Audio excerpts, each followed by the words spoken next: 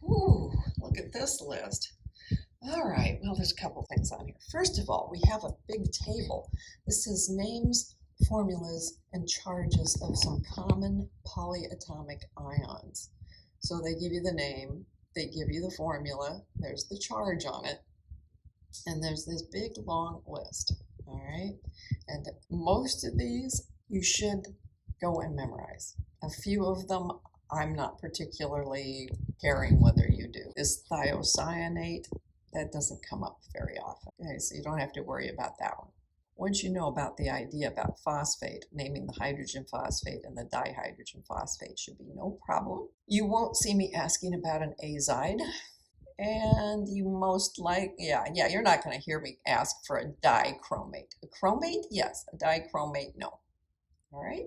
So as far as memorizing them, the rest of the list you got to memorize.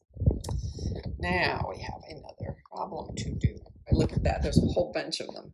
So the first one, they have calcium carbonate. And I can just look at that and read it off because I know that calcium's in the second column, so I don't have to worry about using a Roman numeral. And I've memorized that this is carbonate, so this is just calcium carbonate. What's the second one? Well, that's lithium. What's it attached to? Nitrate. And third, okay, here's a magnesium. Again, I memorized that's in the second column. Ooh, look at this, ClO4. Oh boy. All right, so that's one of that list, right? It's not chlorate, it's more than that. Okay, so it's magnesium perchlorate, NH4. That's ammonium attached to a sulfate, ammonium sulfate. Okay, potassium. And what's the next one? Oh, that would be the plain old chlorate, potassium chlorate. And the last one, here's a sodium, here's an H, here's a CO3, and this would be sodium hydrogen carbonate. Now, this is the one I was talking about. This is your baking soda, all right? So it's also known as baking soda. And a lot of times people ask for sodium bicarbonate. Notice it's bi, not di, but this is the old wording. So we're trying to stop using this and instead use the newer labeling. Now we've been talking about combining metals with nonmetals in a binary compound, but there are a lot of compounds that are formed between nonmetals. And they have a different naming system. Okay, as long as you know where things are, you can figure out which naming system you're going to use. If it's these metals and the nonmetals, your life is very simple. You're naming this and you're using this with an "ide." If it's this section in here with your transition metals, well, you're going to name it, but you're also going to give a Roman numeral for the charge that is on that particular metal ion. And back over here, and then with the "ide," right? You have the idea of also dealing with when there are polyatomic ions and how to use those. But what about just between these? Okay, well, it turns out there's more than one way that a lot of these can combine.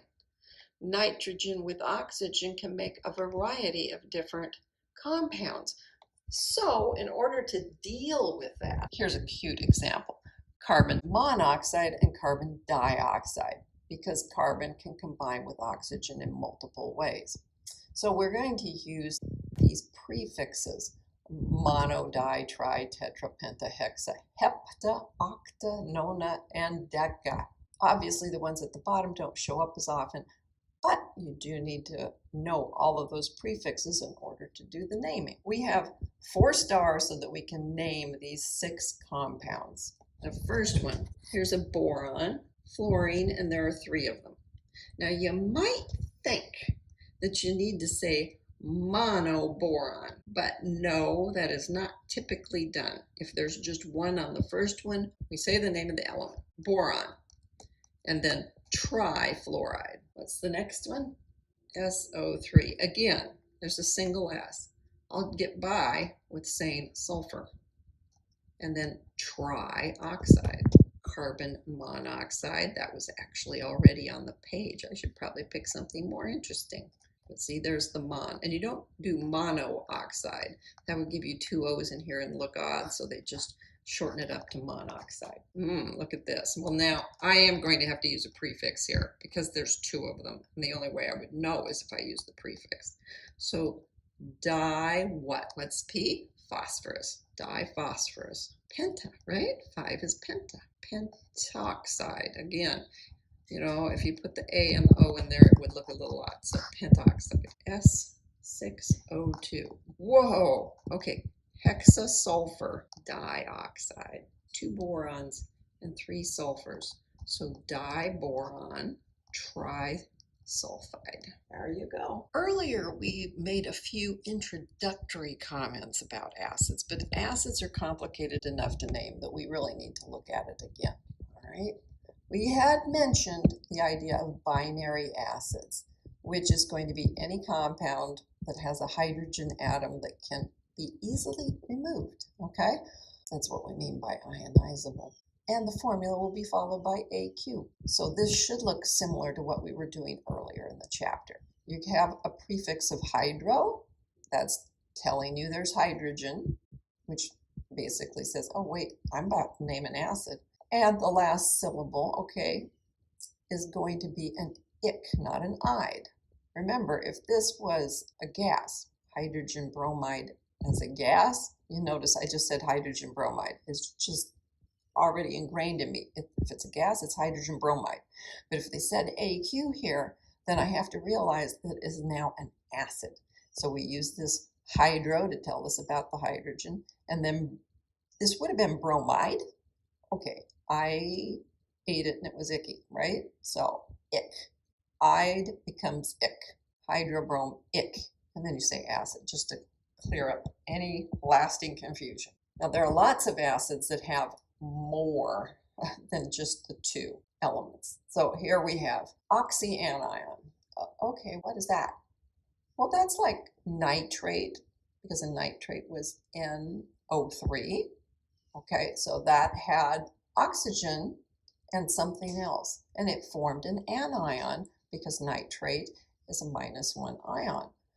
And if you were to take that and bond it to an H+, you'd have HNO3. That would have a 0 charge, but it would be nitric acid. If the ending of the oxyanion is 8, that's what we just did, nitrate, right?